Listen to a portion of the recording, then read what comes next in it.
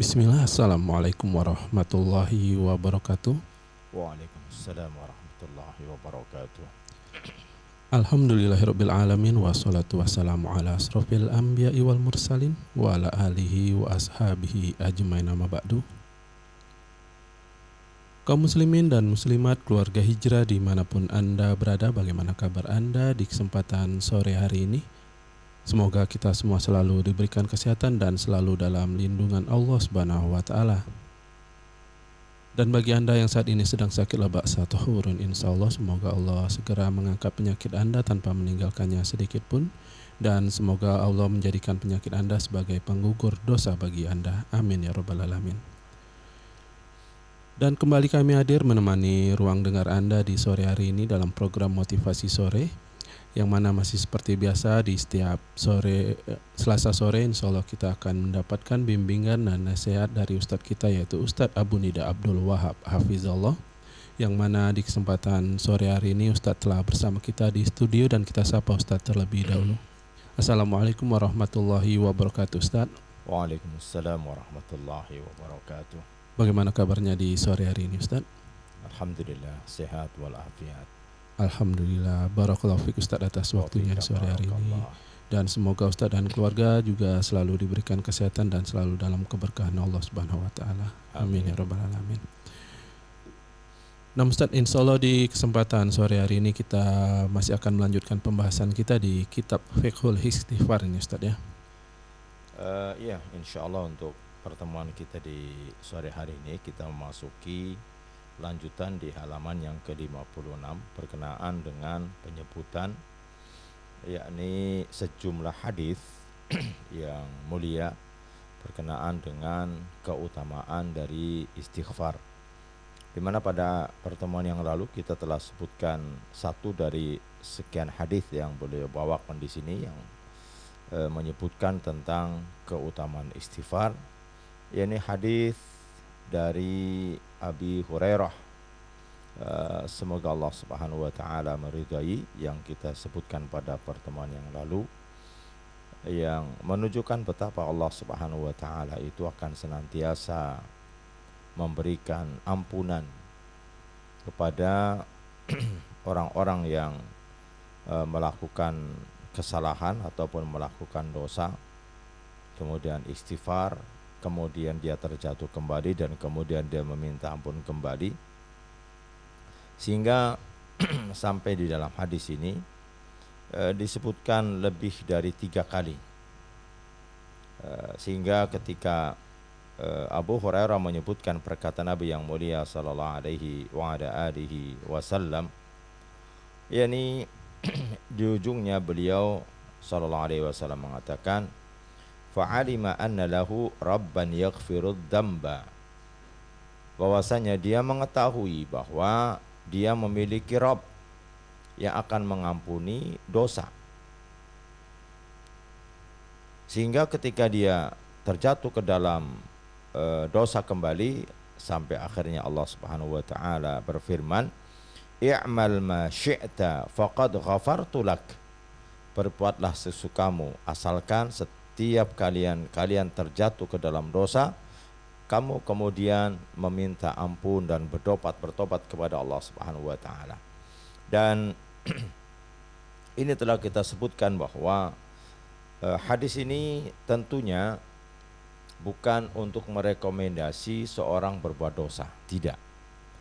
Namun setiap orang, karena dia tidak maksum, tidak sebagaimana para nabi dan rasul, maka dia akan ada peluang di mana dia terjatuh ke dalam dosa, dan saat itulah dia tidak boleh berutus asa, tidak boleh kemudian dia mengatakan, nah sudahlah saya sudah kadung dosa, tanggunglah sekalian aja lanjut. Nah, ini yang tidak boleh, dan maksud hadis ini adalah agar seorang jangan sampai berputus asa. Dan nanti akan disebutkan hadis-hadis yang lebih dalam berkaitan dengan hal ini, terutama berkaitan dengan keutamaan yakni beristighfar kepada Allah Subhanahu wa taala. Nah, oleh karena itu hadis pertama ini yang telah kita sebutkan pada pertemuan yang lalu, yang berada pada halaman yang ke-55 yang beliau bawakan pada tema di atasnya adalah dzikru jumlatun minal ahadits asy-syarifah fi fadailil istighfar. Ini penyebutan sejumlah hadis yang mulia tentang keutamaan beristighfar. Oleh karena itu akan disebutkan lebih dari 5 atau 6 hadis yang akan beliau sebutkan di sini, yang seluruhnya berkaitan dengan keutamaan istighfar, dan juga nanti beliau akan sebutkan bagaimana perkataan para sahabat dan perkataan para tabi'in berkenaan dengan ini, yang akan mendorong, memotivasi dan mengobati saat ada terbetik di dalam hatinya itu rasa berputus asa, sehingga dia akan segera kita tidak boleh berputus asa. Karena ini sering terjadi kepada sebagian orang yang dia berputus asa, mengalami bahwa dia sudah nggak layak lagi lah untuk bertobat. Nah, saat itulah maka Allah senantiasa menerima taubat ketika memang dia bertobat dengan sebenarnya kepada Allah Subhanahu wa taala. Maka penjelasan dan pembahasan lebih lanjut insyaallah nanti kita akan jelaskan. Baik. Ya, 6 Ustaz. Barakallahu fiik Ustaz. Baiklah keluarga hijrah, itu dia pembahasan kita insyaallah di kesempatan sore hari ini. Dan kepada Anda yang ingin membuka PDF yang telah kami bagikan, silakan Anda bisa membukanya di halaman yang ke-56. Dan program di kesempatan sore hari ini juga bisa Anda dengarkan kami melalui live streaming kami di www.hijrahfm.com atau melalui aplikasi TuneIn dan Radio Garden kami di Hijrah Radio, dan juga Anda bisa mendengarkan kami melalui aplikasi TikTok di Hijrah Radio Batam. Baiklah keluarga hijrah, langsung saja kita dengarkan nasihat dan materi yang akan disampaikan oleh Ustadz kita di kesempatan sore hari ini, yakni Ustadz Abu Nida Abdul Wahab Hafizallah, masih dalam pembahasan di kitab Fiqhul Istighfar dengan tema hadis-hadis yang menyebutkan keutamaan istighfar. Kepada Ustadz kami persilakan, tafadhol Ustadz. Bismillah. Assalamualaikum warahmatullahi wabarakatuh. Innal hamdalillah nahmaduhu wa nasta'inuhu wa nastaghfiruh wa na'udzu billahi min shururi anfusina wa min sayyiati a'malina. Man yahdihillahu fala mudhillalah wa man yudlil fala hadiyalah. Wa asyhadu an la ilaha illallah wahdahu la syarika lah wa asyhadu anna Muhammadan abduhu wa rasuluh. Qala Allah Ta'ala ya ayyuhalladzina amanu taqullaha haqqa tuqatih wa la tamutunna illa wa antum muslimun. Ya ayyuhan nasu taqu rabbakumul ladzi khalaqakum min nafsin wahidah wa khalaqa minha zawjaha wa batha minhuma rijalan katsiran wa nisaa'a wattaqullaha alladzi tasaaluna bihi wal arham innallaha kana 'alaikum raqiba. Ya ayyuhalladzina amanu taqullaha wa qulu qawlan sadida yuslih lakum a'malakum wa yaghfir lakum dhunubakum wa may yuti'illaha wa rasulahu faqad faza fawzan 'azima. Amma ba'd. Ayolah ikhwah kaum muslimin dan keluarga hijrah yang dirahmati oleh Allah Subhanahu wa taala. Pertama tentu senantiasa basahi lisan kita dengan pujian, sanjungan kepada Allah Subhanahu wa taala, tahmid, tahlil, takbir sebagai bentuk syukur atas karunia, nikmat dan taufik yang Allah Subhanahu wa taala berikan kepada kita. Dan kita senantiasa menyadari bahwa kita bagaimanapun juga kemungkinan akan terjatuh ke dalam kesalahan, akan terjatuh ke dalam dosa. Oleh karena itu senantiasa dan selayaknya kita senantiasa memohon ampun kepada Allah Subhanahu wa taala, dan kita berlindung kepada Allah Subhanahu wa taala dari keburukan jiwa-jiwa kita dan dari keburukan amalan-amalan kita. Oleh karena itu sesuatu yang menjadi keyakinan bagi seorang muslim, dan itu merupakan keyakinan yang mestinya dikuatkan bahwa siapa yang Allah Subhanahu wa taala berikan kepadanya hidayah, ini saya tidak akan ada yang bisa menyesatkan. Namun siapa yang Allah Subhanahu wa taala sesatkan, tidak akan ada yang bisa memberikan petunjuk kepadanya. Saudaraku yang dirahmati oleh Allah Subhanahu wa taala, oleh karena itu pesan terbaik adalah pesan agar setiap kita, anak-anak kita, keluarga kita, saudara-saudara kita, dan seluruh kaum muslimin bertakwa kepada Allah Subhanahu wa taala. Karena takwa satu di antara perintah Allah Subhanahu wa taala yang mencakup dari kebaikan-kebaikan yang begitu banyak.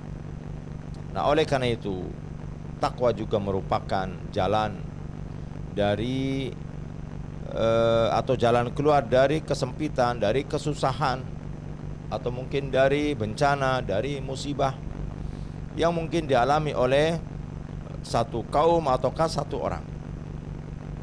Maka saudaraku yang dirahmati oleh Allah Subhanahu wa taala, semakin seorang dia bertakwa, semakin mulia, semakin tinggi kedudukannya di sisi Allah Subhanahu wa taala. Saudaraku yang dirahmati oleh Allah Subhanahu wa taala, kita akan melanjutkan kembali sebagaimana yang tadi kita telah sebutkan dalam muqaddimah. Hadis yang kedua, ini hadis yang berkenaan dengan keutamaan istighfar, meminta ampun kepada Allah Subhanahu wa taala. Yani penulis Syekh Muhammad Amin Al-Muqaddam hafizahullah taala, beliau mengatakan wa an Uqbah bin Amir Al-Juhani. Hadis dia dari sahabat Uqbah bin Amir. Nanti kita akan sebutkan tentang sahabat Uqbah bin Amir Al-Juhani radhiyallahu anhu. Anna rajulan ata Rasulullah sallallahu alaihi wasallam faqala ya Rasulullah ahaduna yudnibu qala yuktabu alaihi qala thumma yastaghfiru minhu wa yatubu qala yughfaru lahu wa yutabu alaihi qala fayaudu wa yudnibu qala yuktabu alaihi qala thumma yastaghfiru minhu wa yatubu qala yughfaru lahu wa yutabu alaihi qala fayaudu wa yudnibu qala yuktabu alaihi qala thumma yastaghfiru minhu wa yatubu qala yughfaru lahu wa yutabu alaihi wala yamallullahu hatta tamallu. Dari Uqbah bin Amir. Siapa Uqbah bin Amir? Uqbah bin Amir namanya adalah Uqbah bin Amir bin Abbas bin Amr bin Adi bin Amr bin Rifa'ah Al-Juhani radhiyallahu anhu.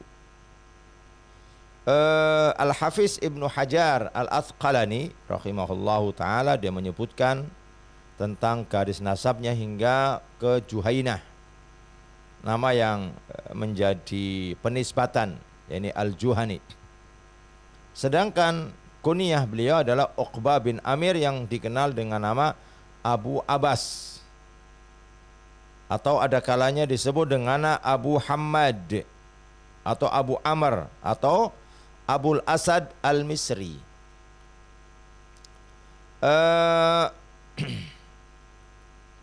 Beliau sahabat yang tentu memiliki banyak keutamaan dan banyak kedudukan yang tinggi. Uqbah bin Amir Al-Juhani radhiyallahu anhu termasuk di antara sahabat Nabi yang tergolong pada generasi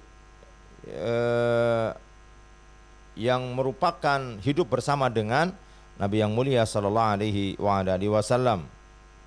Sebagaimana dikatakan oleh seorang tabi'in, yakni Qais bin Abi Hazm rahimahullahu taala, yang merupakan seorang generasi tabi'in senior.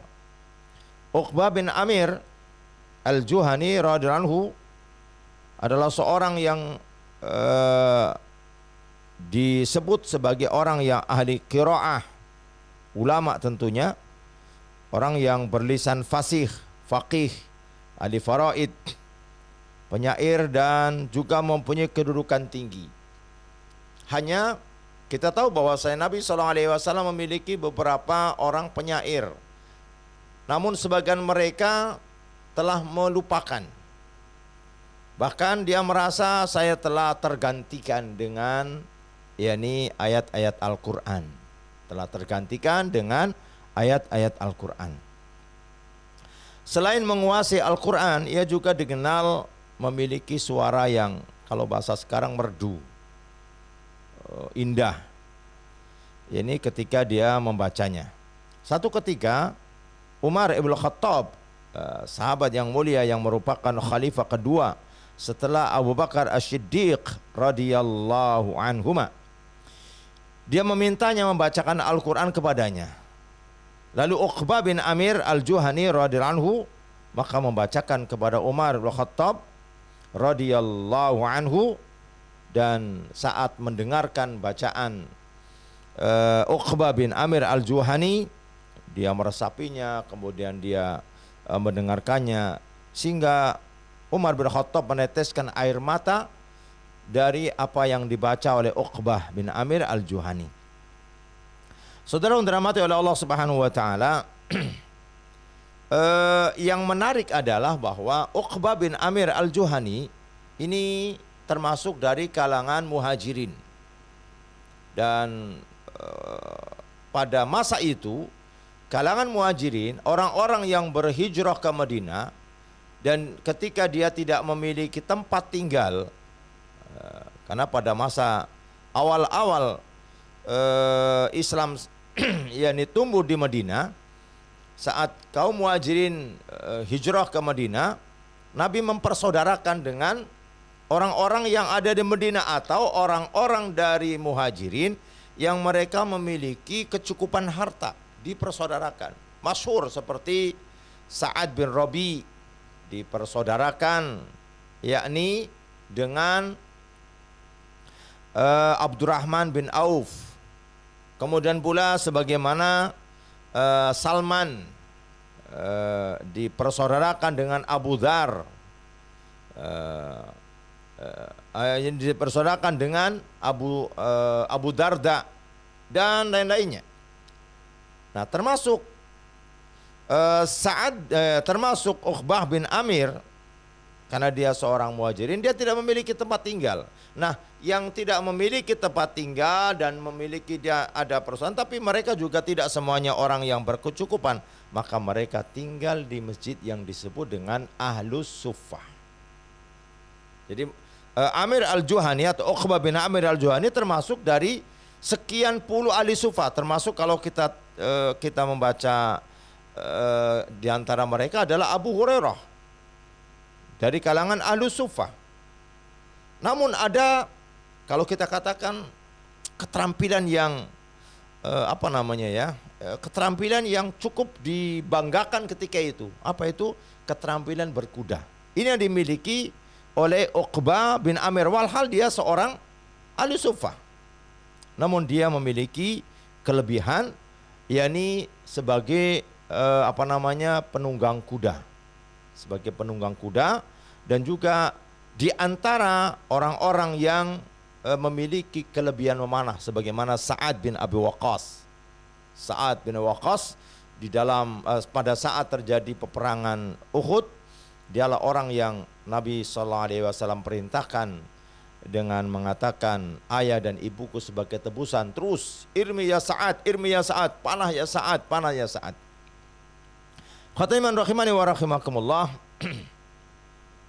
Sehingga kalau kita melihat tadi itu, ini merupakan bukti bahwa mereka adalah orang-orang yang senantiasa meraih peluang, meraih kebaikan dengan fasilitas yang minimal. Dia bisa mendapatkan kompetensi maksimal dengan sarana yang minimal. Hari ini kadang kita mendapati sarananya maksimal, sarananya semuanya serba lengkap, semuanya serba ada, tetapi hasilnya minimal.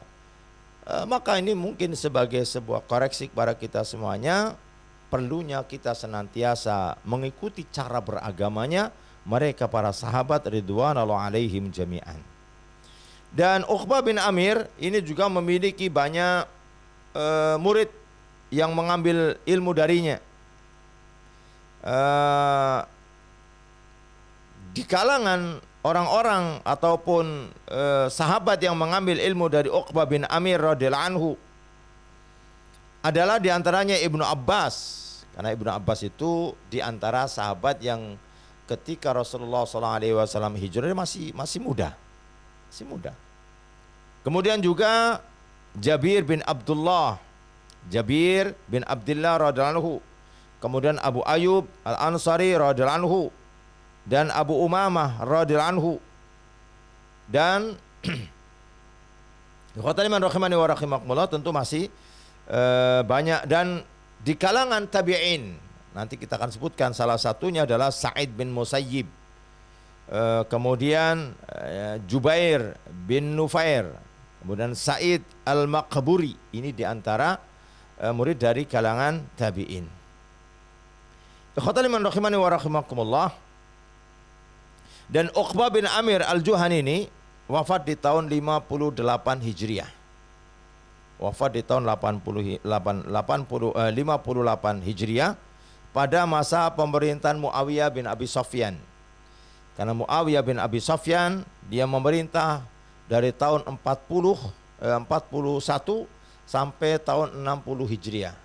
Hanya di tahun 55 beliau telah melantik putranya Yazid sebagai pengganti ketika nanti beliau wafat atau ketika beliau meninggal dunia. Ikhwaniman rahimani wa rahimakumullah. Hadis yang diriwayatkan selain hadis yang tadi kita sebutkan, di mana Al-Imam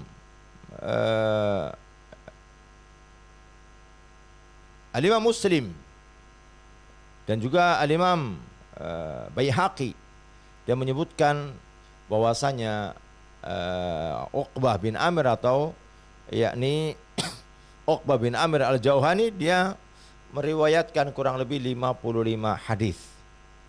Di antara hadis yang tadi yang akan kita sebutkan tadi, dan juga hadis-hadis yang insya Allah nanti akan kita bahas pada pembahasan ketika menyebutkan tentang yakni hadis yang diriwayatkan oleh Uqbah bin Amir. Taib. Semoga Allah Subhanahu wa taala meridainya. Dia mengatakan sesungguhnya ada seorang datang kepada Rasulullah sallallahu alaihi wasallam.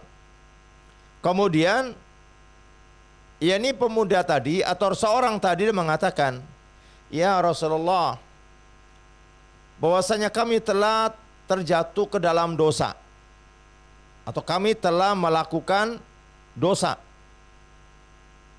Maka kemudian Rasulullah SAW mengatakan, maka ditulis, ini dosanya itu dicatat.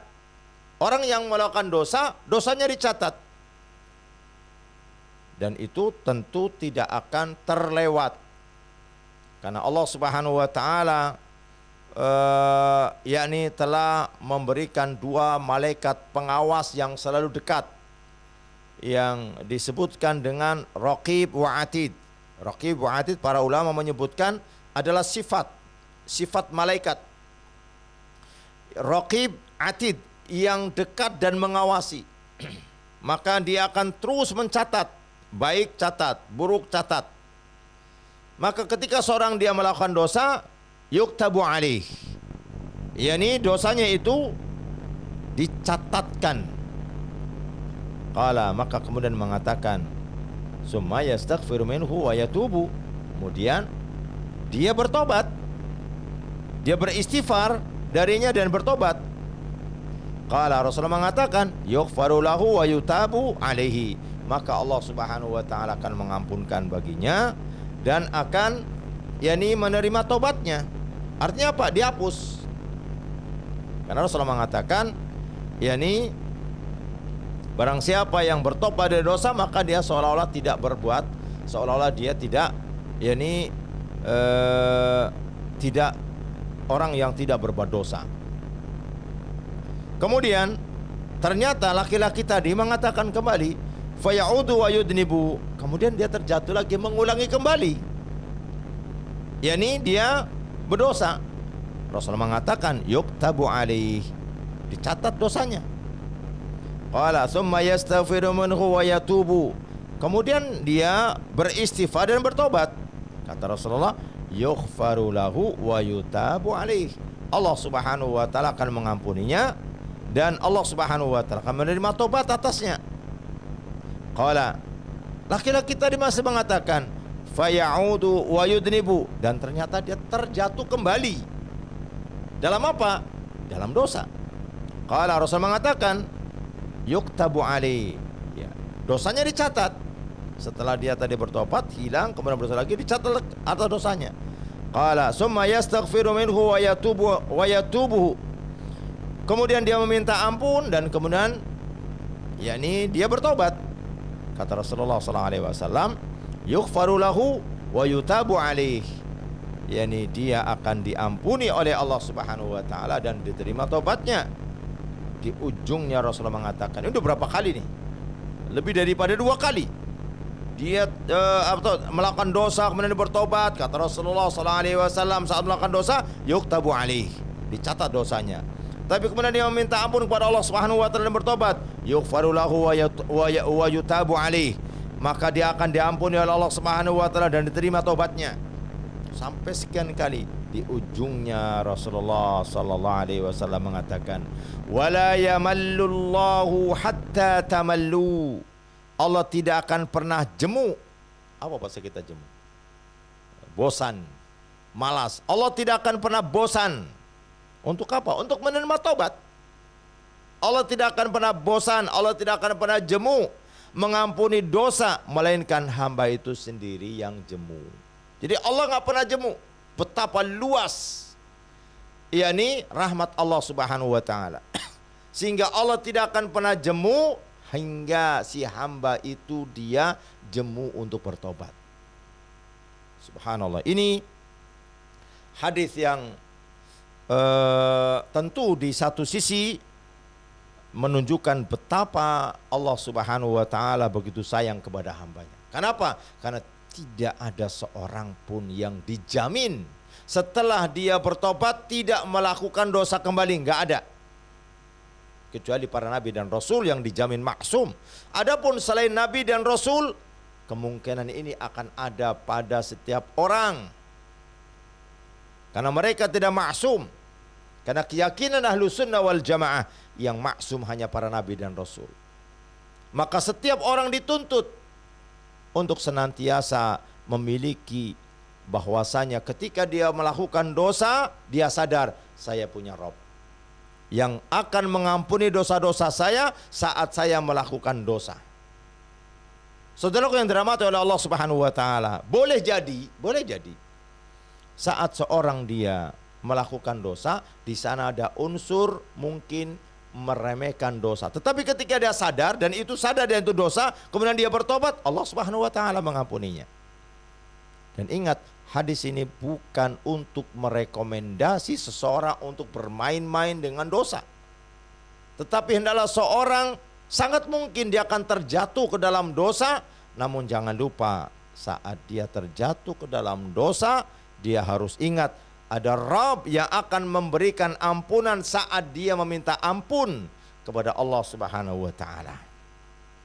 Saudara yang dirahmati oleh Allah Subhanahu wa taala, hadis ini di catatan kaki disebutkan dikeluarkan oleh Al-Imam At-Tabrani di dalam Al-Kabir dan juga Al-Imam Al-Baihaqi dalam Syu'abul Iman, dan demikian boleh oleh Al-Imam Hakim dalam kitab Al-Mustadrak.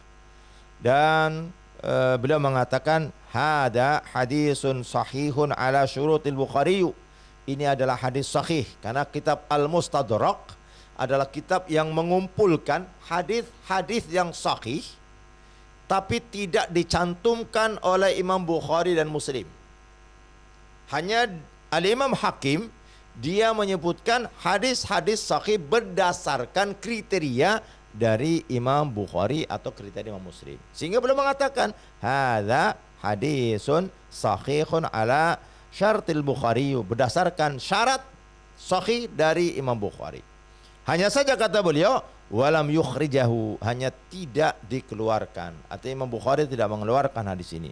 Kemudian hadis ini disepakati juga oleh Imam Az-Zahabi. Kemudian waqala Al-Haythami fil Majma' isnaduhu hasan. Sanad-sanad yang sampai kepada Uqbah bin Amir hasan. Taib.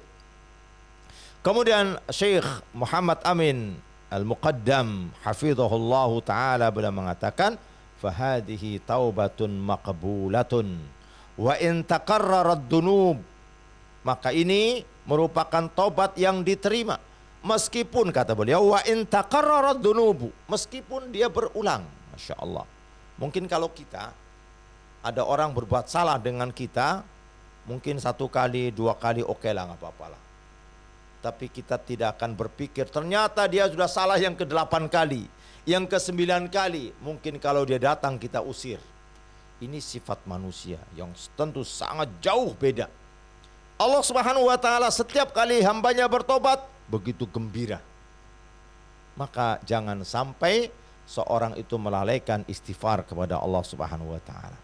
Sehingga beliau mengatakan meskipun berulang, tapi ingat dia bertobat.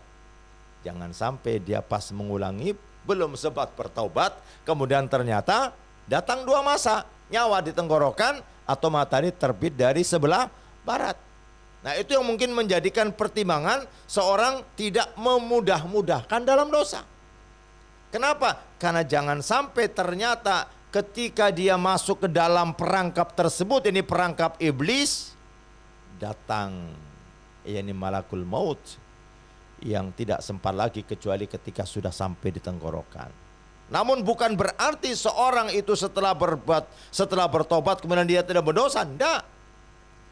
Senantiasa asalkan dia bertobat, maka di sini Allah Subhanahu wa taala memberitahukan melalui Nabi yang mulia sallallahu alaihi wasallam akan senantiasa menerima tobat. Betapa luasnya karunia dan kasih sayang Allah Subhanahu wa taala. Beliau mengatakan fa innahu kullama qarrara al-'abdu taubata mustawfiyan surutuha qubilat minhu, maka sesungguhnya setiap kali berulang di mana seorang hamba dia bertobat dengan mustawiyan dalam keadaan terpenuhi apa? Syarat-syarat tobat, maka qubilat minhu, diterima tobatnya itu. Jadi setiap kali berdosa dia bertobat, yang tobatnya itu mustawfiyan syurutuha, yakni syarat-syaratnya terpenuhi, maka diterima tobatnya. Amal istighfaru biduni taubah fala yastalzimu al-maghfirata. Adapun istighfar namun tanpa taubat, kalimat ini perlu ana sebutkan. Istighfar tanpa taubat maksudnya apa? Lidahnya dia mengucapkan astagfirullah, tetapi perbuatannya dia masih melakukan perbuatan yang dia mengucapkan itu. Misal, contoh misalnya, seorang dia sedang menghisap rokok, tapi sambil menghisap rokok dia baca astagfirullah bus gitu ya. Maka kata beliau amal istighfar biduni taubah. Adapun istighfar tapi tidak disertai dengan tobat, fala yastalzimu al-maghfirata, maka tidak secara otomatis. Maksudnya apa? Tidak berkonsekuensi. Artinya tidak secara otomatis dia akan mendapatkan ampunan. Sehingga dalam hal ini berselisih para ulama. Apakah istighfar yang tidak disertai dengan tobat, istighfarnya itu bermanfaat atau tidak? Sebagian ulama mengatakan istighfarnya bermanfaat, tetapi dia tidak secara otomatis ini dosanya diampunkan. Ini salah satu di antara penjelasan beliau, yakni amal istighfaru biduni taubah. Adapun istighfar tanpa adanya taubat. Tobat karena dia memiliki syarat tertentu. Di antara dia adalah an-nadamu, yakni menyesal terhadap apa yang sudah lakukan, kemudian dia meninggalkan dan kemudian dia memiliki azam yang kuat untuk dia tidak mengulangi lagi. Ini diantara syarat-syaratnya. Nah, kalau dia mengucapkan istighfar tapi dia masih melakukan hal yang sama, istighfarnya bisa jadi bermanfaat tapi tidak memiliki faedah berupa apa? Secara otomatis dosanya diampuni. Maka di awal-awal kita telah sebutkan dua hal yang berbeda ini antara istighfar dan taubat. Kenapa? Pertama, istighfar dia tidak memiliki masa limit, tidak memiliki batas waktu. Kapan saja boleh beristighfar. Taubat enggak. Taubat dia ada waktunya. yakni ketika nyawa di tenggorokan dan matahari terbit dari sebelah barat. Ini waktunya, limit. Yang kedua, istighfar dia bisa untuk dirinya dan orang lain. Istighfar bisa untuk dirinya dan juga untuk orang lain. Seperti seorang dia mengucapkan istighfar untuk saudaranya, istighfar seperti kalimat yang sering kita sebutkan, yakni Allahumma filil mu'minina wal mu'minat, kemudian wali jami'al muslimina wal muslimat al ahya'i minhum wal amwat. Ini kan doa untuk semua orang. Artinya bukan hanya untuk dirinya saja. Kalau tobat enggak. Tobat dia hanya untuk dirinya saja. Enggak ada orang bertobat, antum tobat untuk siapa? Anak tobat untuk tetangga-tetangga saya. Enggak.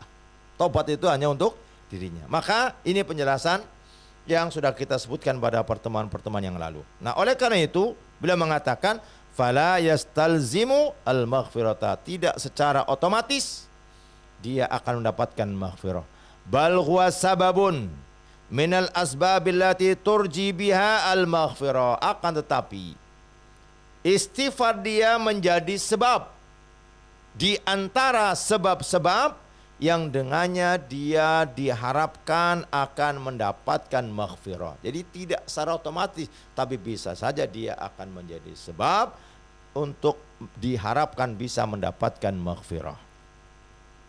Ini beliau telah sebutkan pada fasal al-istighfaru biduni taubati qad yakunu sababan mustaqillan li khusulil maghfirah. Beliau sebutkan di halaman 119. Taib.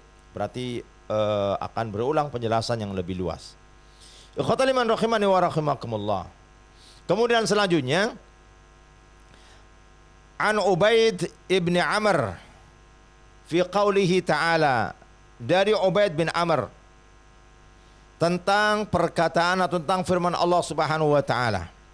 Ini kata Allah Subhanahu wa taala, in takunu salihin fa innahu kana lil awwabina ghafura. Jika kamu adalah orang-orang yang saleh, ini in takunu salihin, jika kalian adalah orang-orang yang saleh, fa innahu kana lil awwabina ghafura. Sesungguhnya dia adalah Maha Pengampun bagi orang-orang yang bertobat. Apa penjelasan kalimat yakni kana lil awwabin? Yang mengatakan alladzi yadhkuruna dzunubahu fayastaghfiru rabbahu. Kata Ubaid bin Amr, yang dimaksudkan kana lil awwabin adalah orang yang senantiasa yadhkuru dunubahu, mengingat dosa-dosanya, kemudian fayastaghfiru rabbahu, meminta ampun kepada Rabbnya. Jadi orang yang dimasukkan dalam kategori orang-orang yang al-awwabin, orang yang senantiasa kembali, adalah orang yang mengingat dosanya satu ketika, mungkin saat dia duduk sebentar dia teringat bahwasanya dia ada punya dosa ini, kemudian dia meminta ampun kepada Allah Subhanahu wa taala. Kemudian selanjutnya an Sa'id bin al-Musayyib fi qawlihi azza wa jal. Nanti kita sebutkan sekilas Sa'id bin Musayyib. Ini berkaitan dengan firman Allah Subhanahu wa taala di ayat yang tadi disebutkan, fa innahu kana lil awwabina ghafura. Apa kata beliau? Huwallazi yudnibu thumma yatubu. Dia adalah orang yang berdosa kemudian dia bertobat. Ini orang yang awwabin dalam ayat ini di surat Al-Isra ayat yang ke-25. Fa innahu kana lil awwabina ghafura.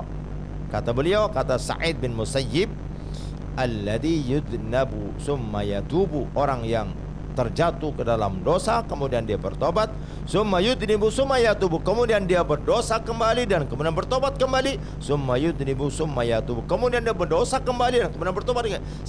Setiap kali dia terjatuh ke dalam dosa, dia bertobat kepada Allah Subhanahu wa taala. Ini yang sering dalam bahasa keseharian kita, ketika ada orang melakukan kesalahan kemudian dia bertobat, melakukan kembali, bertobat kembali, apa orang kata? Tobat sambel katanya. Dalam Islam gak ada istilah tobat sambel. Yang anak intinya, setiap orang ketika dia melakukan dosa kemudian dia bertobat dan tobatnya benar-benar sesuai dengan ketentuan syarat dari tobat, maka diterima oleh Allah Subhanahu wa taala. Hanya mungkin penggunaan bahasa saja.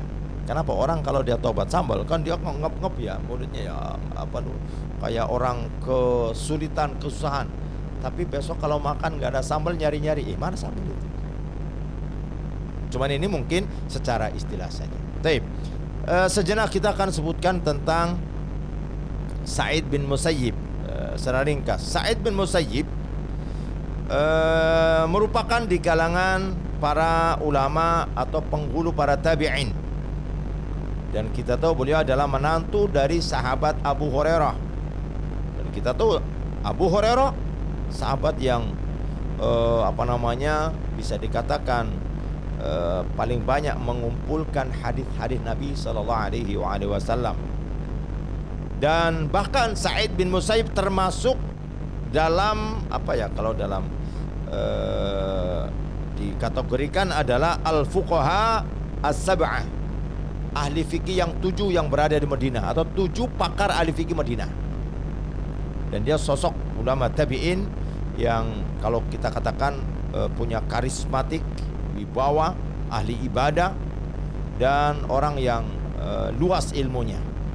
Nama lengkapnya adalah Abu Muhammad Sa'id bin Musayyib bin Hazan bin Abi Wahab bin Amr bin Al-Ais bin Imran bin Makhzum bin Yaqzah Al-Qurashi Al-Makhzumi. Jadi kalau kita sebutkan di sana, dia dari suku Bani Makhzum. Bani Makhzum ini sesuku dengan Abu Jahal. Ini Abu Jahal dia dari sana. Tapi Allah Subhanahu wa taala pilih orang-orang tertentu untuk menjadi sahabat Nabi yang mulia sallallahu alaihi wasallam. Adapun Sa'id bin Musayyib ini anak kalau sebut namanya Abu Muhammad berarti anaknya namanya Muhammad. Namanya adalah Sa'id. Ayahnya namanya Musayyib. Kakeknya namanya Hazan. Hazan itu bahasa kita ini orang yang gampang cemas. Sehingga ayahnya ini dulu, ayahnya kan ikut dalam Fathul Mekah dia. Masuk Islam ketika itu dan bahkan banyak peperangan yang diikutinya. Saat dia bertemu dengan Rasulullah mengatakan tentang namanya, yakni agar namanya diganti. Ternyata dia mengatakan saya nggak mau. Kenapa? Karena ini nama pemberian orang tua saya. Sehingga Sa'id bin Musayyib mengatakan sejak itu kami ditimpa dengan hazan. Rasa cemas, rasa kekhawatiran. Khotaniman rahimani wa rahimakumullah.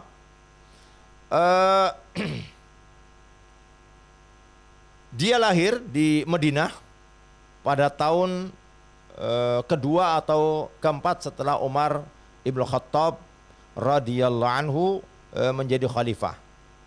Umar bin Khattab menjadi khalifah tahun 13 Hijriah. Berakhir pada tahun 23 Hijriah. Berarti kalau dihitungkan kepada tahun 10 tahun. Tapi kalau dihitung lebih dalam ke bulan dan hari tentunya ya. Tapi dihitung tahun 13 sampai 23 berarti 10 tahun. Beliau lahir pada tahun kedua atau keempat. Berarti kalau dilihat 13, 14, 15. Kalau 4 tahun berarti 18 atau 17 tahun Hijriah. Khotaiman rahimani wa rahimakumullah. Berarti tadi kalau kita hitung berdasarkan tahunnya ya antara tahun 15 kalau 4 tahun atau kalau 2 tahun atau tahun 18 ketika dia 4 tahun. Terkait dengan semangat beliau di dalam menuntut ilmu, tentu ini kita tahu beliau memiliki banyak guru yang diambil. Ya, yang pertama tentunya adalah mertuanya, karena dia menantu Abu Hurairah, sehingga beliau meriwayatkan banyak hadis dari Abu Hurairah. Nah, beliau adalah orang yang begitu banyak meriwayatkan hadis, meskipun tidak seluruhnya dari Nabi, dari sahabat yang lain. Dia mendengar dari sahabat yang lain, kemudian dia mengatakan Rasulullah SAW bersabda. Kalau itu sahabat nggak masalah. Kenapa? Karena semua sahabat adil. Jadi tanpa dia bisa mendengar bahwasanya Abu Sa'id Al-Khudri berkata, tapi dia tidak mengatakan itu, dia mengatakan Rasulullah SAW berkata, langsung, tidak masalah.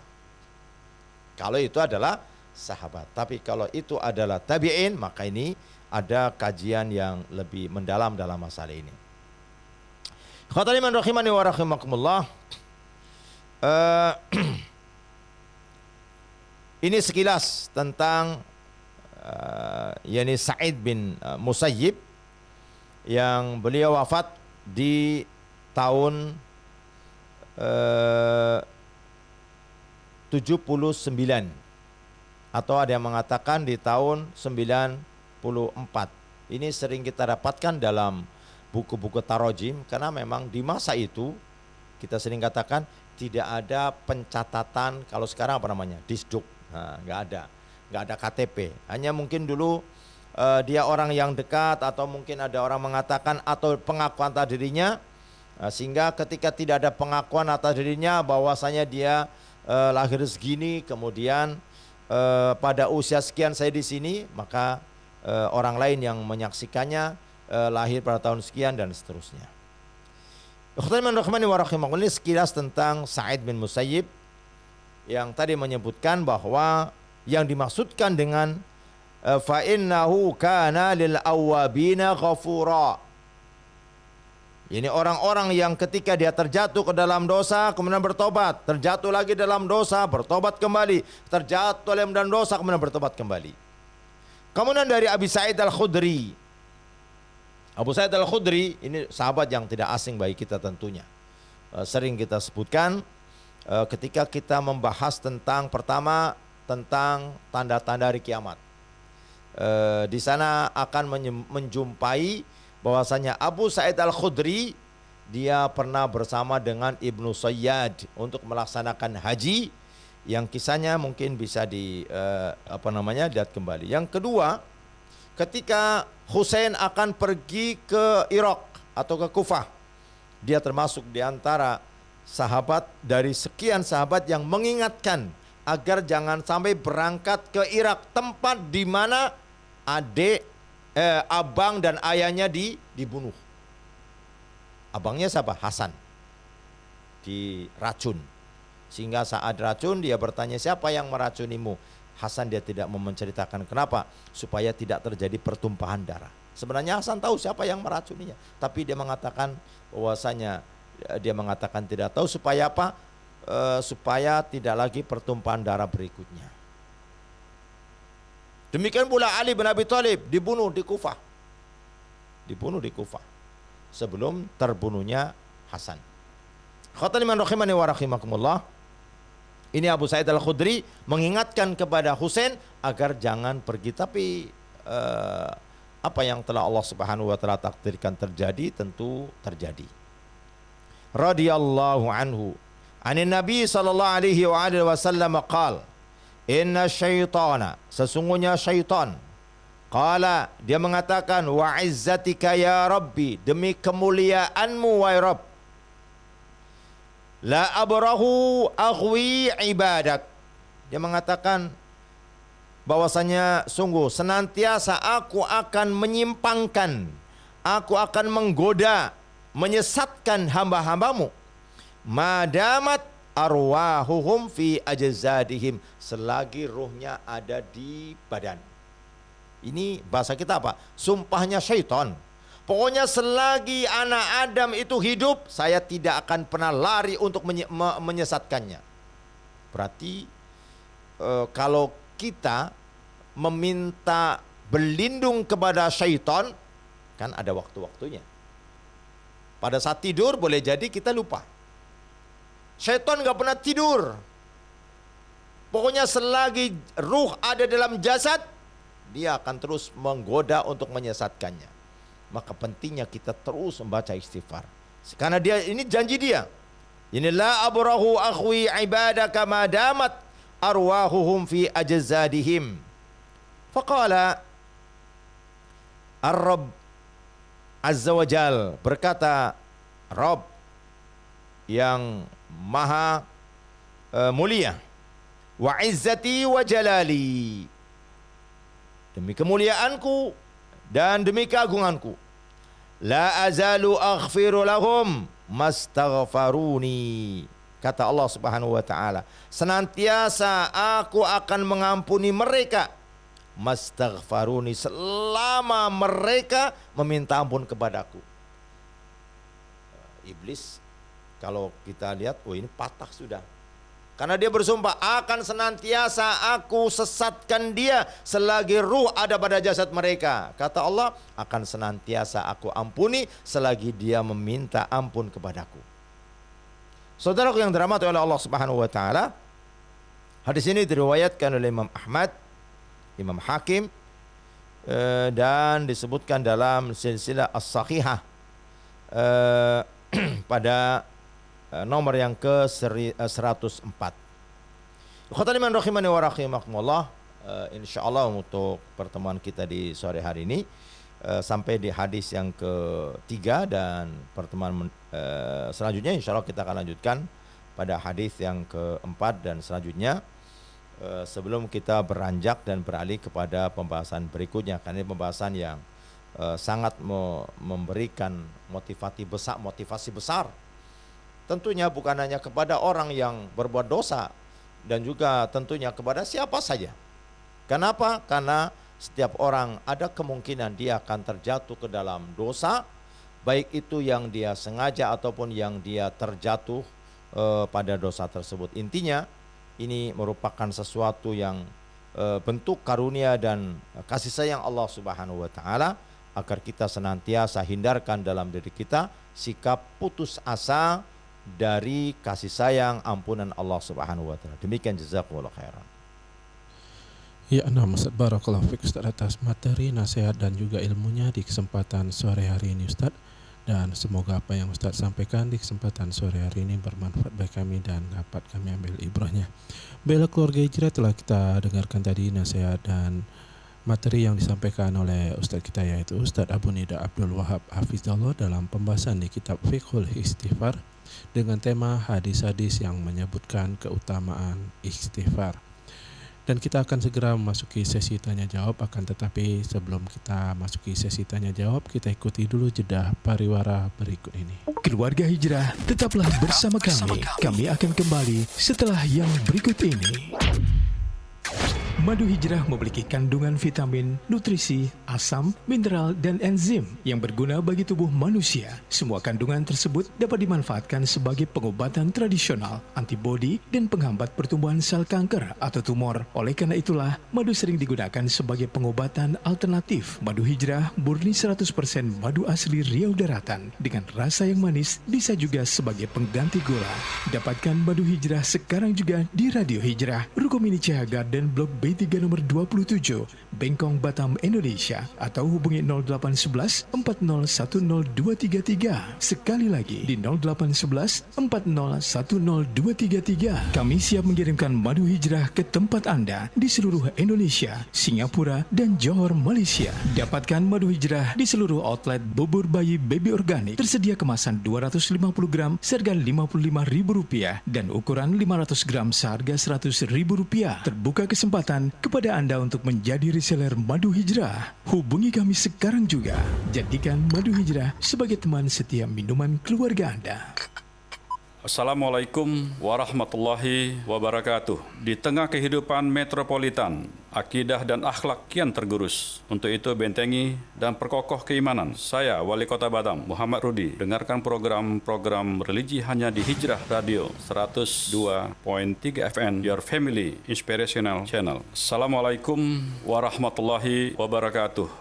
Jadikanlah Al-Quran surat cintamu sepanjang masa. Bacalah Al-Quran walaupun satu muka setiap harinya. Karena Al-Quran memberi petunjuk ke jalan yang benar. Yang pertama, kita baca dengan kita tidak memberikan bayinah pada huruf mim, ya. Huruf mimnya tidak diberikan aliran suara. Yang kedua, nanti kita berikan huruf mimnya aliran suara. Coba bisa perhatikan perbedaannya, ya. Yang pertama, tanpa berikan sifat bayinah, sifat aliran suara. Min ba'di dzalika la'allakum tashkurun. La'allakum tashkurun. Tanpa aliran suara. Aneh, ya kedengarannya. Yang kedua, kita berikan sifat bayinah, sifat mengalir. Min ba'di dzalika la'allakum tashkurun. Kelihatan, ya. La'allakum tashkurun. Dengan la'allakum tashkurun. Al-Quran bukan hanya bacaan. Al-Quran bukan sekedar tulisan, namun juga pelajaran serta tuntunan orang yang beriman. Di antara jalan memahami Al-Quran adalah mengetahui maksud dan tafsiran. Ikuti program Tadarus Hijrah tiap hari Senin hingga Ahad, pada maghrib hingga jelang Isya. Hari Senin, Selasa dan Rabu bersama Ustadz Hardian Syakasim Hafizahullah. Program Tadarus Hijrah terbuka untuk umum. Untuk interaktif, silakan hubungi WhatsApp online di 0811 775 1023 serta GSM online di 0811 703 1023. Tadarus Hijrah hanya di 102,3 FM Hijrah Radio, inspirasi keluarga Anda. Pak RT, maaf Pak RT, parit di belakang rumah meluap Pak RT. Wah, pasti sebentar lagi banjir nih Pak RT. Coba nanti saya infokan ke warga Mas Sabar untuk segera kemas-kemas kalau banjir. Coba Mas, tolong infokan ke Pak RW ya. Aman Pak RT. Pemirsa, hujan deras yang mengguyur kawasan Batam, Kepulauan Riau mengakibatkan banjir dan longsor di sejumlah lokasi. Meski tak ada korban jiwa, warga diminta waspada terhadap cuaca. Kita semua hidup di bumi ini tentunya tidak lepas dari peran lingkungan yang kita tinggal. Maka dari itu, sudah menjadi keharusan bagi kita semua untuk menjaga lingkungan kita. Apalagi banjir yang sudah menjadi langganan. Mengapa terjadi banjir di tempat kita? Ada beberapa hal yang menjadi penyebab banjir. Di antaranya pembangunan yang tidak berwawasan lingkungan, tidak adanya pola hidup bersih di masyarakat umum, tidak adanya sistem perencanaan dan pemeliharaan drainase kota yang baik. Yuk peduli dengan lingkungan kita sekarang daripada merugi di kemudian hari akibat banjir. Iklan layanan masyarakat ini dipersembahkan oleh Hijrah Radio 102,3 FM. 102,3 FM Hijrah Radio, inspirasi keluarga Anda. Anda masih mendengarkan Motivasi Sore bersama Ustaz Abu Nida Abdul Wahab Hafizahullah. Jazakumullah khairan keluarga Hijrah, Anda masih bersama kami di 102,3 FM Hijrah Radio, inspirasi keluarga Anda. Dan bagi Anda yang baru bergabung bersama kami saat ini ialah program Motivasi Sore bersama Ustaz Abu Nida Abdul Wahab Hafizahullah, yang mana tadi telah kita dengarkan materi yang disampaikan oleh Ustaz Abu Nida Abdul Wahab di sesi yang pertama, yakni masih melanjutkan pembahasan di kitab Fiqhul Istighfar dengan tema hadis-hadis yang menyebutkan keutamaan istighfar. Dan saat ini kita memasuki sesi tanya jawab, dan silakan kepada Anda yang ingin bertanya kepada Ustadz, Anda bisa bertanya secara langsung dengan menghubungi kami di telepon WhatsApp di 081177511023. Dan mungkin bagi Anda yang ingin bertanya melalui pesan singkat SMS dan WhatsApp, silakan dengan menuliskan nama, alamat serta pertanyaan Anda dan dikirim ke 081177511023. Dan kepada Anda yang menyaksikan kami melalui aplikasi TikTok, silakan yang ingin bertanya, Anda bisa bertanya melalui chat di komentar. Nah Ustaz, Ana mohon izin untuk membacakan pertanyaan yang telah ada di kesempatan sore hari ini Ustaz. Baik. Pertanyaan pertama datang dari saudara Ali di Bengkong. Bismillah, Assalamualaikum warahmatullahi wabarakatuh Ustaz. Waalaikumsalam warahmatullahi wabarakatuh. Ustadz, bagaimana dengan seseorang yang mengatakan Islam di zaman sahabat sudah kuno ini Ustadz, dan tidak cocok dengan zaman sekarang ini? Mohon pencerahannya Ustadz, syukran. Bismillah wassalatu wassalamu ala rasulillah wa ba'du. Ucapan seperti ini tentu ucapan yang keluar dari lisan orang-orang yang berada pada beberapa keadaan. Yang pertama, boleh jadi dia tidak tahu tentang Islam, sehingga dia tahunya Islam mungkin dari informasi-informasi orang orientalis, orang-orang yang membenci Islam. Informasi yang disampaikan oleh orang yang membenci tentu berbeda.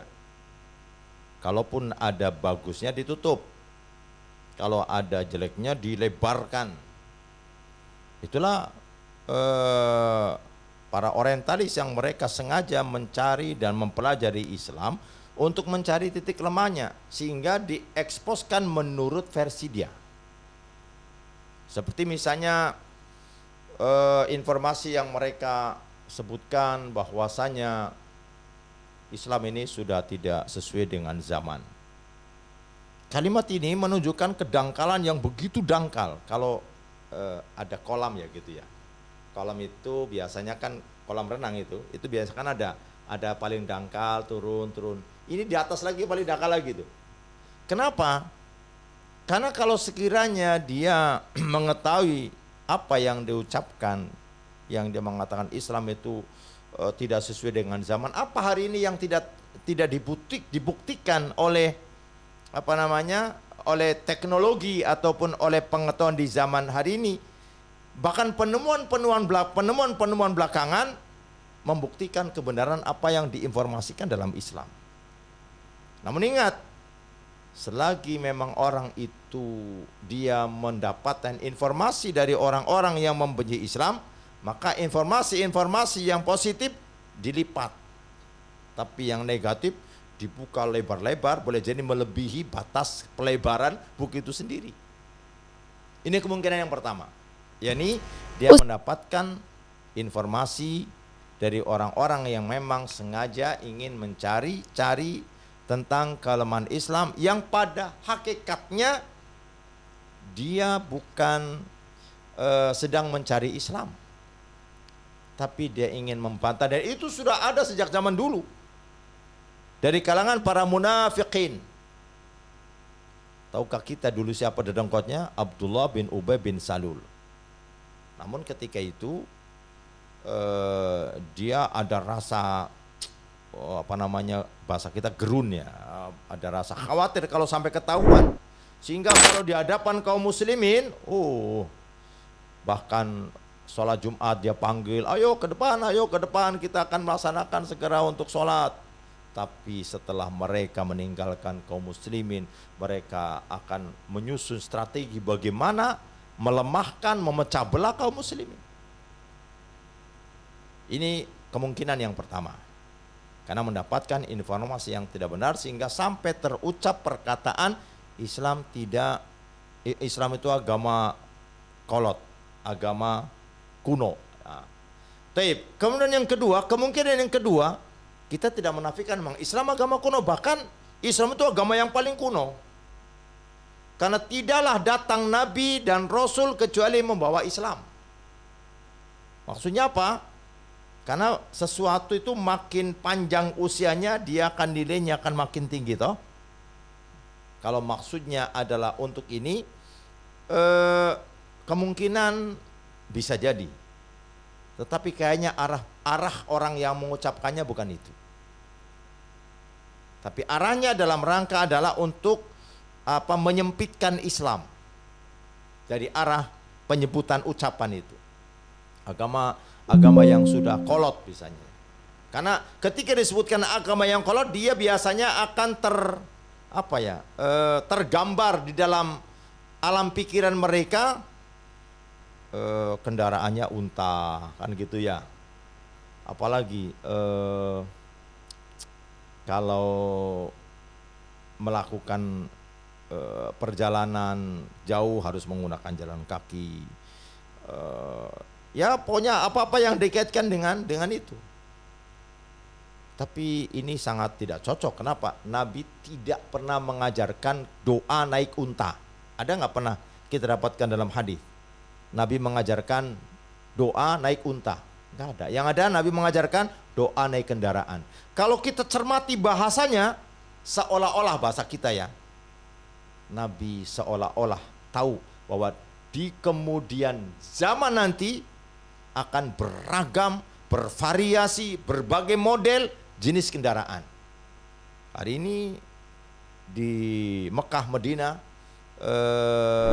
telah dioperasikan dalam waktu yang belum lama, yakni kendaraan yang bisa menempuh jarak dalam 1 jam diperkirakan sekitar berapa sekian. Mekah Madinah itu kan kalau dia menggunakan biasanya kendaraan bus itu antara 4 sampai 5 jam. Ini bisa hanya ditempuh dalam kurang lebih sekitar 1,5 jam. Jadi berapa kilometer per jam dalam perjalanan cepat. Kendaraan cepat. Dan ini ternyata Rasulullah tidak mengajarkan doa naik unta, tapi doa naik kendaraan. Kenapa? Begitu beragamnya pesawat termasuk kendaraan, kapal termasuk kendaraan. Padahal Nabi tidak pernah naik kapal pada masa itu. Ada nggak kapal? Ada para sahabat yang hijrah ke Habasah juga menggunakan kapal. Tapi Rasulullah SAW belum pernah naik kapal, tapi menyebutkan tentang doa naik kendaraan. Jadi kalimat ketika orang mengatakan bahwa Islam adalah agama kolot, dua kemungkinan bisa terjadi. Dalam rangka untuk menyempitkan, merendahkan, atau bisa jadi dia menyebutkan itu ingin mengatakan ini agama yang memang asli loh. Agama yang memang dibawa dari sejak zaman dari zaman sejak Rasul pertama Nuh alaihi wassalatu wassalam, karena tidaklah diutus Rasul kecuali membawa ad-dinul Islam, yakni ad-din agama yang menyerukan kepada tauhid. Hanya syariatnya berbeda-beda. Syariat Nabi Nuh sampai kepada syariat Nabi Musa, syariat Nabi Isa berbeda, sampai kepada disempurnakan syariatnya baginda Muhammad sallallahu alaihi wasallam. Sehingga ucapan seperti ini kita tidak bisa justifikasi otomatis ucapan ini ucapan kekufuran, enggak. Tinggal konfirmasi ini maksudnya apa ini. Kalau maksudnya melecehkan, merendahkan, maka hati-hati. Kalau ini ucapan maksudnya adalah ucapan seperti. Kalau maksudnya adalah enggak, saya ingin mengatakan bahwa agama orisinil ini, karena agama memang dari dulu, dari sejak Nuh alaihi wassalam itu agama Islam, maka ini berarti bukan maksudnya untuk melecehkan. Jadi kembali kepada satu dari dua ini. Tetapi seorang hendaklah ketika dia mengucapkan berkaitan dengan ucapan, hendaklah dia berusaha untuk mengklarifikasi kira-kira ucapan ini ucapan yang akan bisa menyebabkan kepada efek dosa apa efek pahala. Kenapa? Karena ma yalfitu min qaulin illa ladaihim raqibun wa atid. Tidaklah terlontar dari lisan kita kecuali dia akan dicatat oleh raqib dan atid. Demikian, jazakumullah khairan. Ya, Ustaz, barakallahu fiik Ustaz atas jawaban dari pertanyaan saudara Ali di Bengkong tadi Ustaz. Semoga bisa menjawab pertanyaan yang beliau kirimkan di kesempatan sore hari ini. Dan kita ke pertanyaan selanjutnya Ustaz, ini datang dari hamba Allah di Batam. Assalamualaikum warahmatullahi wabarakatuh Ustaz. Waalaikumsalam warahmatullahi wabarakatuh. Ustaz izin bertanya, seseorang yang mengetahui apa yang ia lakukan itu adalah sebuah kesalahan dan selalu bertaubat dan ingin meninggalkannya. Namun ada di dalam hatinya merasa sangat susah untuk meninggalkan hal tersebut Ustaz. Dan terkadang merasa putus asa untuk meninggalkan kesalahan tersebut karena sudah mencoba beberapa kali tapi tetap saja terjatuh lagi ke kesalahan yang sama ini Ustaz. Ini mohon nasihatnya Ustaz, terima kasih. Masya Allah, jazakallah khairan. Pertanyaan yang sangat bagus berkenaan dengan apa yang kita bahas pada kesempatan sore hari ini. Bahkan disebutkan di awal hadis yang dari sahabat Abu Hurairah, seorang yang terjatuh ke dalam dosa, kemudian bertobat, terjatuh lagi, bertobat, terjatuh lagi, sampai di ujung hadis di mana Nabi yang mulia sallallahu alaihi wasallam menyebutkan, yakni wala yamallullahu hatta tamallu. Allah Subhanahu wa taala tidak pernah bosan, tidak pernah jenuh sampai si hamba itu jenuh. Nah, ini mungkin masalah yang kedua. Bagaimana kalau sekiranya seorang hamba itu jenuh? Maka ingat bahwa ketika seorang dia berdosa, kemudian dia tidak bertobat, maka ingat bahwa dosa ini ada resiko. Ini ada pembahasan tersendiri dalam kitab Ad-Da'u wad-Dawa. Panjang pembahasannya, tapi mengatakan dosa ada resiko. Dosa seperti hutang yang harus dibayarkan. Maka penyelamatnya adalah tobat.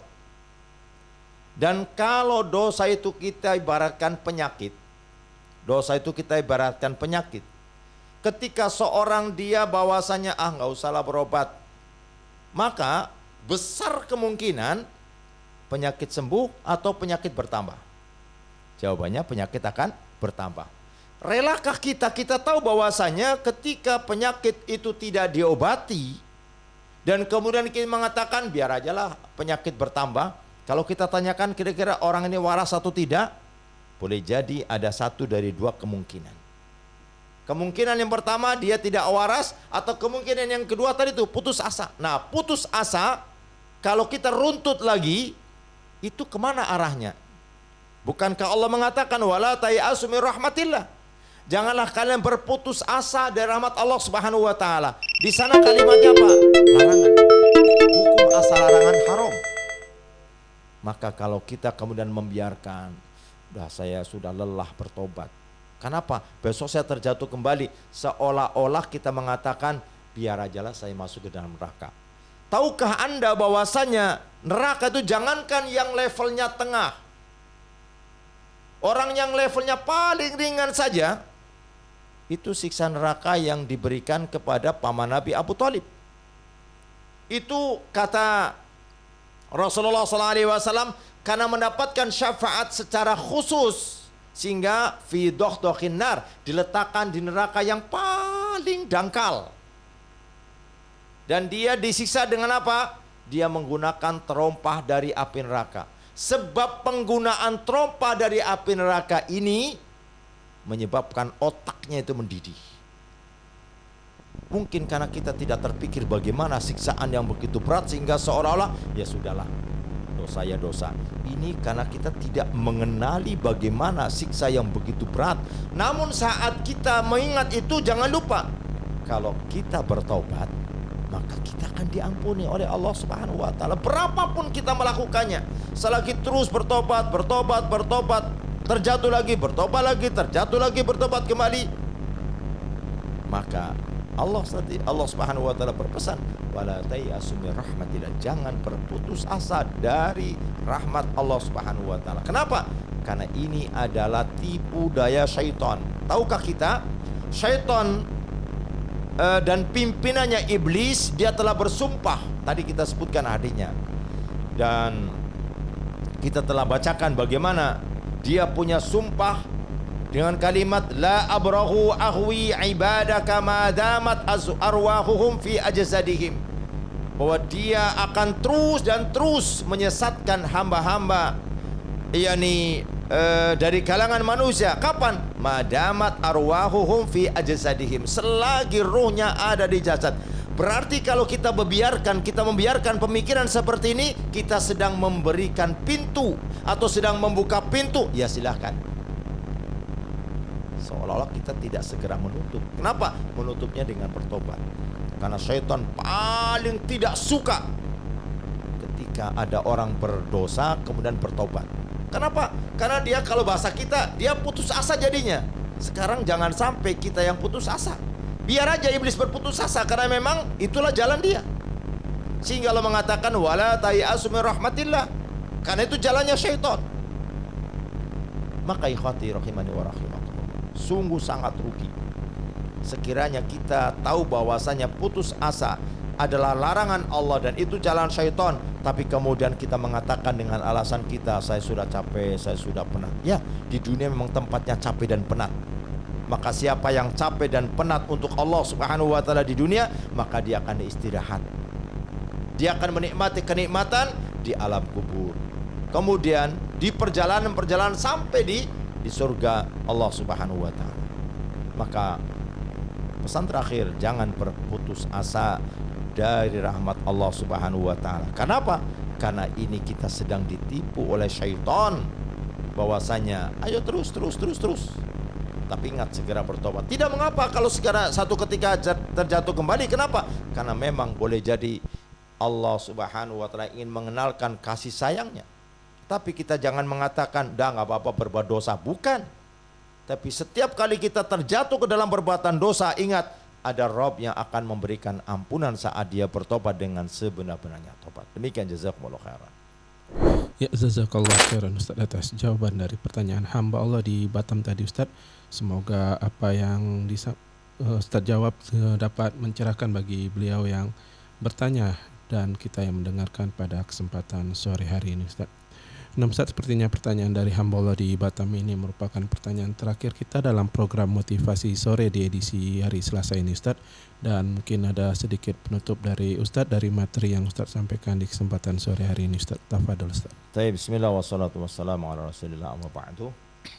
Khawatir iman dan keluarga hijrah yang dirahmati oleh Allah Subhanahu wa taala, tentu apa yang beliau sebutkan dari 3 hadis yang barusan kita bawakan ini tentu sangat memberikan dorongan kepada kita semua, siapapun kita dari kalangan kaum muslimin dan siapa saja yang bisa menangkap siaran ini, bahwa setiap kita punya peluang dan punya kesempatan untuk bertobat kepada Allah Subhanahu wa taala. Maka orang yang cerdas adalah orang yang bisa menangkap bahwasanya tobat merupakan obat terbaik dari sebuah penyakit, dari sebuah dosa, sebagaimana